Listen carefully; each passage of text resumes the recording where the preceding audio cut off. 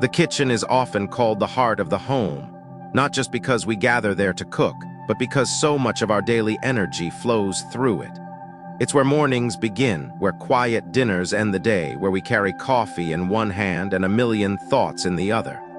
But while we've been busy living life in our kitchens, we've overlooked something that might be quietly working against us. In today's video, we're talking about 4 common kitchen mistakes, simple things, usually unnoticed, that can slowly drain your finances, disturb the harmony in your home, and even affect your physical well-being. Not through superstition, but through subtle energy patterns that, when ignored, can shift the feel of your entire household. If your stove sits directly across from your sink, or if your kitchen opens wide into the living room without any separation, or maybe it's placed right near your front door, you may not realize the emotional weight these layouts create over time. Maybe it shows up as tension between loved ones, a constant feeling of being overwhelmed, or the sense that money slips away faster than it comes in. This isn't about guilt or fear. This is about awareness. Because the way your kitchen is laid out doesn't just impact how it looks, it affects how it feels. And when your home feels off, you feel off. The good news, most of these problems don't require expensive renovations. Just a few small, thoughtful shifts can make a real difference. So, if there's a part of your kitchen that's never felt right, if there's a heaviness you can't explain or a corner that always feels cold, this video might show you why. Let's look at the small details that could be quietly reshaping your home's energy and how you can take it back. Mistake 1. The stove faces the front door. Wealth escapes instantly. There's a quiet moment right before you open your front door. Maybe you're coming home from the grocery store, arms full, keys in hand, your thoughts drifting from dinner to bills to tomorrow's list. Maybe it's late and all you want is to walk into a space that feels still and warm, but instead you step into a kitchen that stares right back at you. The first thing you see is the stove, your fire, exposed and unguarded. Most people don't think twice about this. It's a layout choice, a design trend, open concept living, clean lines. But when your stove directly faces the front door, something quiet and important begins to shift. And you may not see it, but you'll feel it. You'll feel it in the way money seems to come in and go out without explanation. You'll feel it in the way exhaustion doesn't quite leave. You'll feel it in the way your home never fully feels like it's holding you. This isn't about superstition, it's about flow. The way energy moves through a space has everything to do with how we feel in it. A stove in line with the front door creates a rush, like opening a window on a windy day. The air, the energy moves too fast. It doesn't settle. And over time, neither do you. Think about your stove for a moment, not as an appliance, but as the center of your home's warmth. It's where meals are made, where morning coffee brews, where family stories are told between stirrings of soup. In many traditions, the stove is the hearth, the keeper of prosperity. When it's placed directly across from the main entrance, it's vulnerable. It becomes the first thing the outside world touches, and the first thing your energy leaves through. It's like leaving your wallet in full view of a busy street, not because you meant to, but because no one told you it mattered. And yet, over time, something starts to drain. If your house feels chaotic when you walk in, if your finances feel unpredictable despite your planning, if you can't seem to hold on to good momentum, look at your layout. Because patterns don't always scream. Sometimes they whisper. A stove in this position also sets a certain tone. When the first thing you see after walking in is a space associated with work, heat, and activity, your body gets no moment to soften. You walk into task mode. It's subtle, but it's real. That lack of transition, no pause between the outside world and your inner sanctuary, accumulates over time. It becomes fatigue, restlessness, emotional noise that never quite goes quiet. So what can you do? You don't have to rebuild your kitchen. You don't need to knock down walls. Sometimes the most powerful shifts come from the smallest adjustments. A folding screen, a sheer curtain, a tall plant. Something that gently breaks the line of sight, slows the energy, and lets the warmth of your home settle instead of scatter. You can also anchor the entryway with something beautiful, a lamp with a soft glow, a meaningful photo, an art piece that brings you calm. These elements create a moment of stillness, a subtle pause in the energy, and that pause is where peace begins. After you make the change, you might notice small things shift, not overnight, but slowly. Dinner feels less rushed. The home feels quieter, even though nothing's changed in volume. You feel less anxious walking through the door, not because the curtain holds magical powers, but because your home finally has a rhythm that supports you, instead of pushing everything forward before you're ready. This is what it means to align your space with your life. Not perfectly, not according to rules, but in a way that lets you feel more held than hurried. Because in the end, a stove should be a symbol of safety, of nourishment, of life. Not a fast lane that sends everything you love straight back out the door. If you've been feeling like you're doing everything right, but something still isn't clicking, look at the first thing you see when you come home. Is it welcoming? Is it warm? Or is it already asking something of you? Your home should receive you before it tasks you. It should let you arrive. That's the true start of flow. That's the beginning of staying power. That's where prosperity begins to take root. Quietly, slowly, but deeply enough to stay. Mistake 2. Fire and water are in conflict, arguments, and anxiety rise.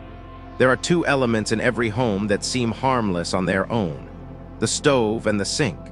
One brings heat and life, the other cools and cleans. One cooks your meals, the other washes away the day.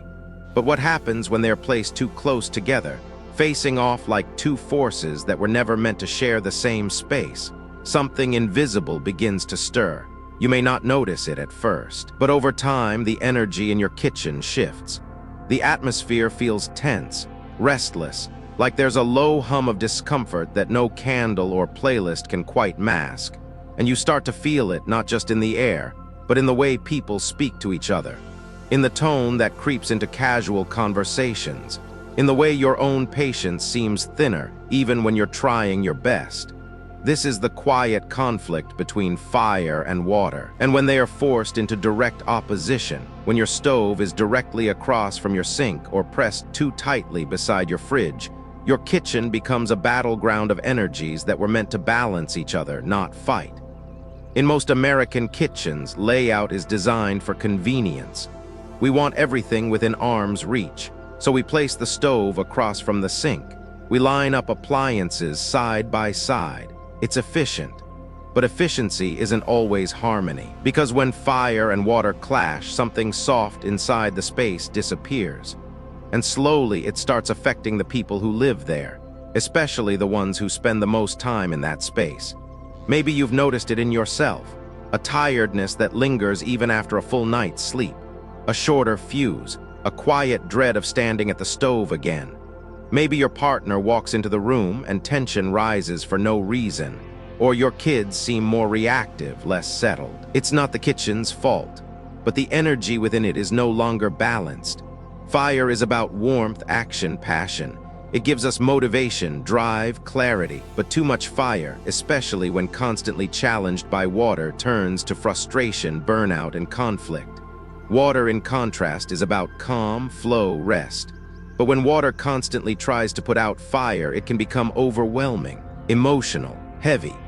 And when those two forces are pushed together without a buffer, the result is chaos disguised as daily life. And no one ever thinks to blame the layout. We think maybe it's just stress, maybe it's the season, maybe we're just getting older. But a disharmony in the home often begins with a disharmony in its most lived-in spaces. The kitchen is one of them. The fix isn't to tear it all down, it's to restore balance, to give fire and water their own corners again, their own space to breathe. If your stove and sink are directly across from each other and can't be moved, you can introduce a mediator, something neutral. A plant with strong green leaves placed between the two, a wooden cutting board left out on purpose, even a soft rug with grounding colors beneath your feet. These small choices act as buffers. They absorb the tension between fire and water and create visual and energetic space where conflict used to be. And you might think it's silly, that a plant could shift the mood of a kitchen.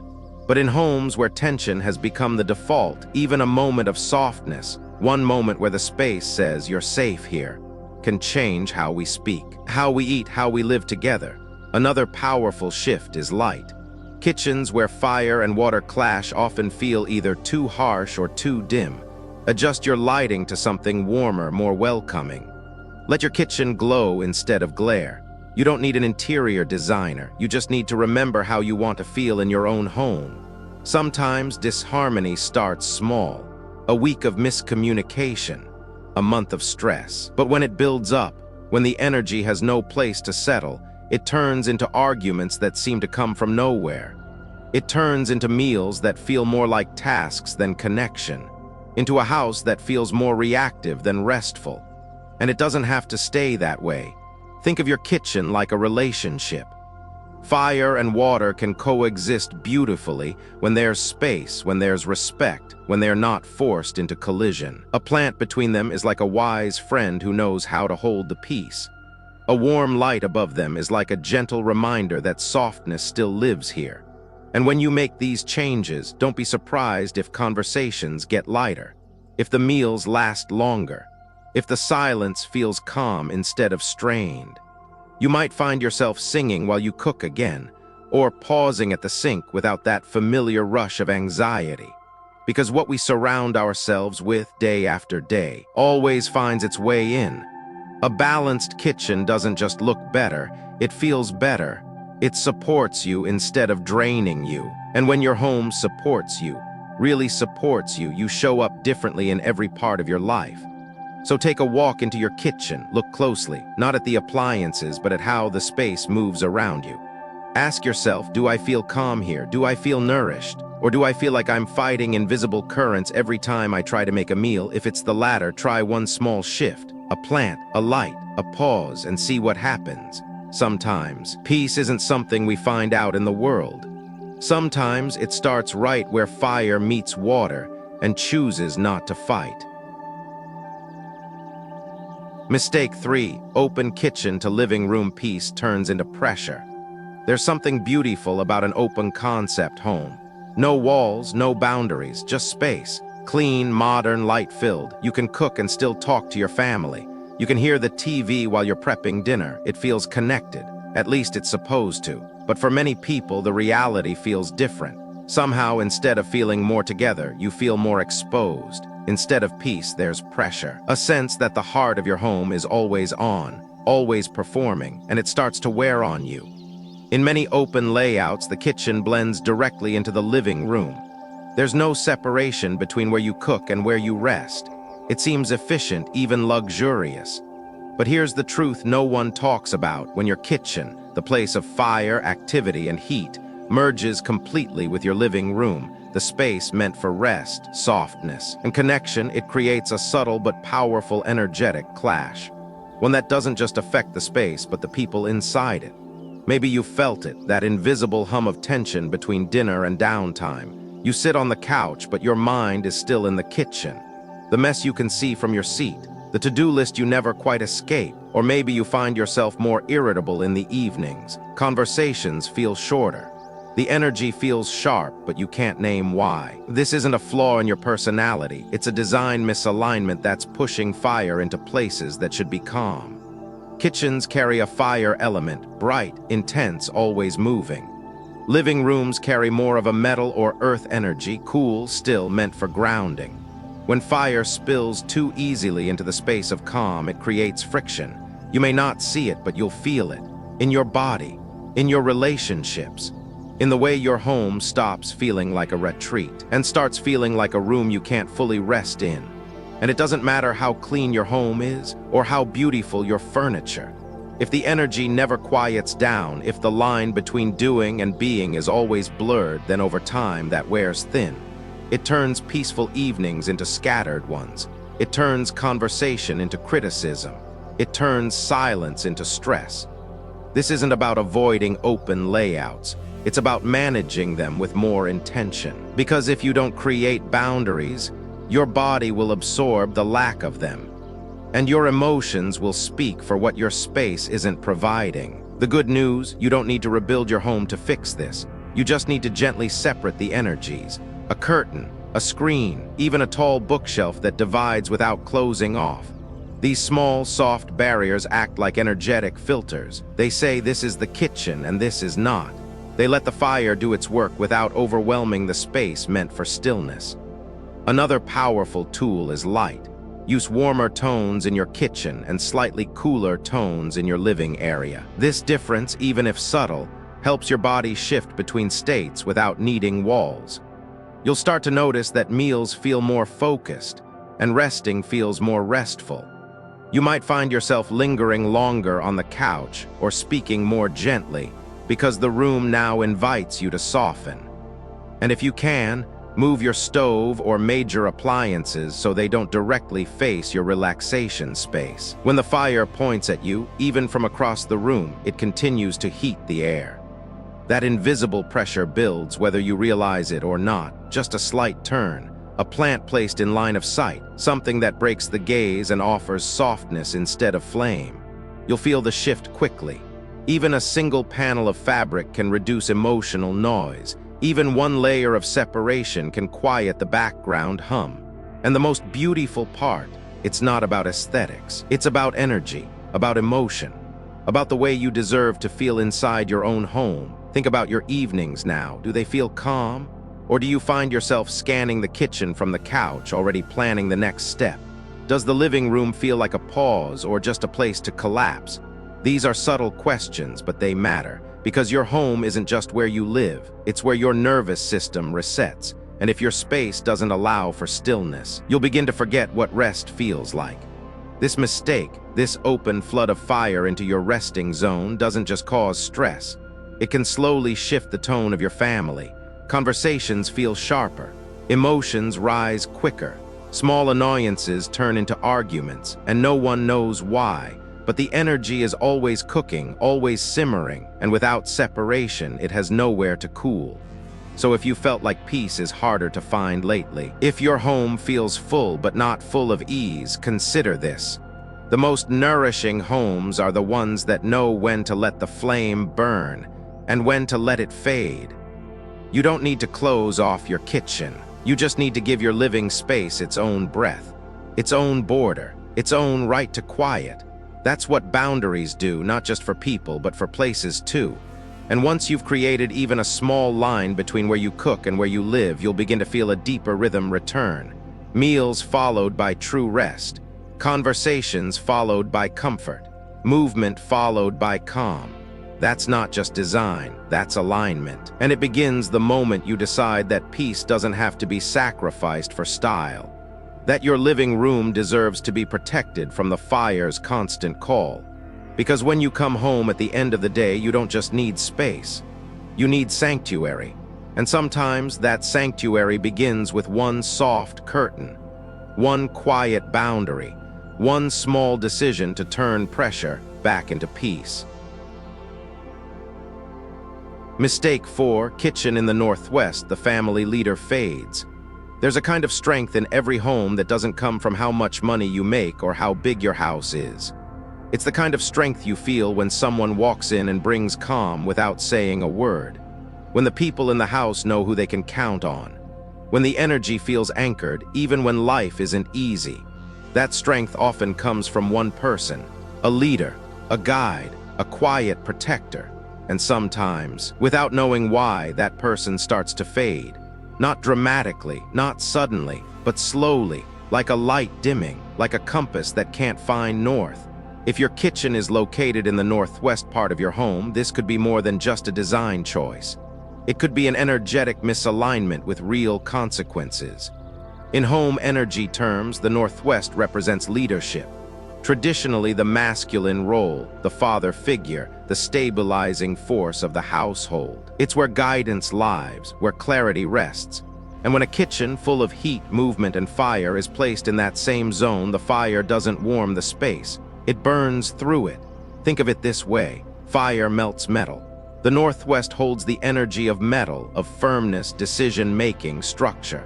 So when fire dominates this area, it weakens those very qualities. You may see it as exhaustion. A partner who used to lead with confidence now hesitates. A once decisive voice becomes quiet. Frustration builds where focus used to live, and at first it doesn't make sense. The relationship feels off, the mood feels heavier. The emotional center of the family feels distant, and no one can pinpoint when it started. This isn't about gender or tradition. It's about balance. Every home needs a steady hand, a grounded presence, and when the kitchen invades that space, the energy gets confused. It shifts from holding space to handling heat. And over time, that takes a toll. You may notice it in subtle ways: arguments that rise out of nowhere, financial decisions that stall, a growing sense of burden in the one who used to carry things lightly, or even a health dip that seems unexplainable.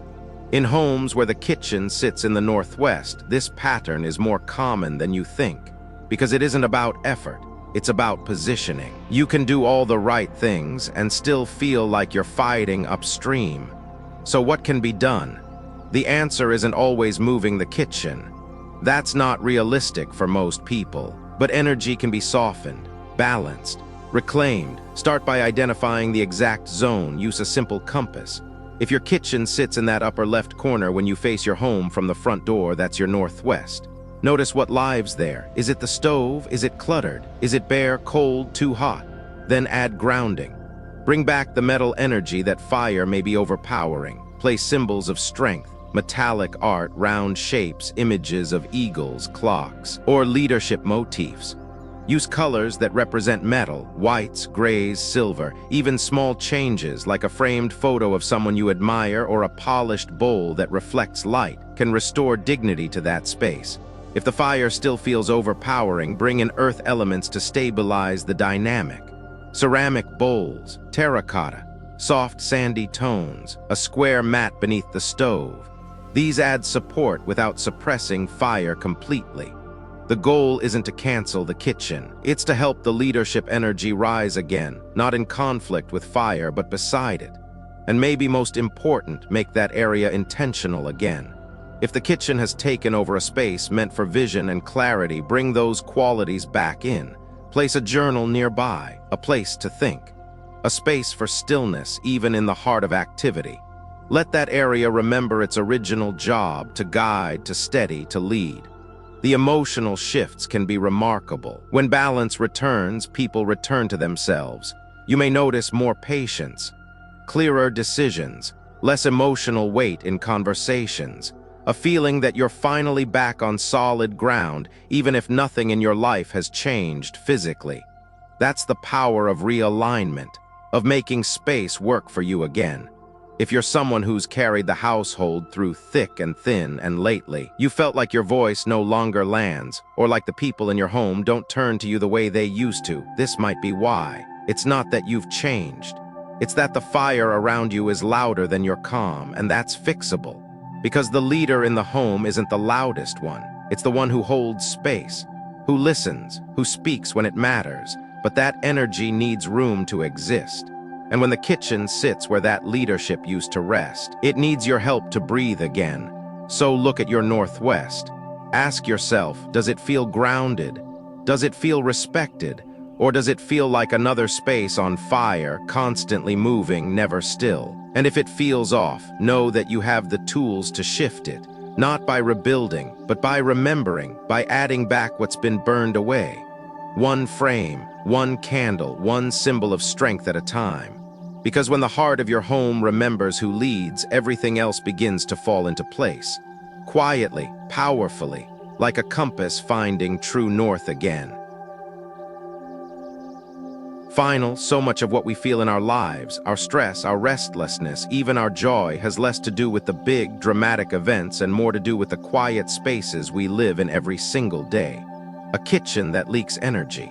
A layout that creates tension instead of calm. A room that was meant to hold peace but unknowingly invites pressure. We don't always notice these things right away. Life is busy. We adapt. We tell ourselves it's normal to feel tired, scattered, disconnected, but the home knows. And when we pause long enough to listen, to really look at how our spaces are shaped, we begin to see what's been silently shaping us in return. Today, we looked at 4 small but powerful mistakes. A stove that faces the front door and invites wealth to slip away. A fire-water conflict that stirs arguments and unease, an open layout that blurs the line between effort and ease, and a kitchen in the northwest that unknowingly dims the light of the family's guiding presence. And yet none of these are permanent.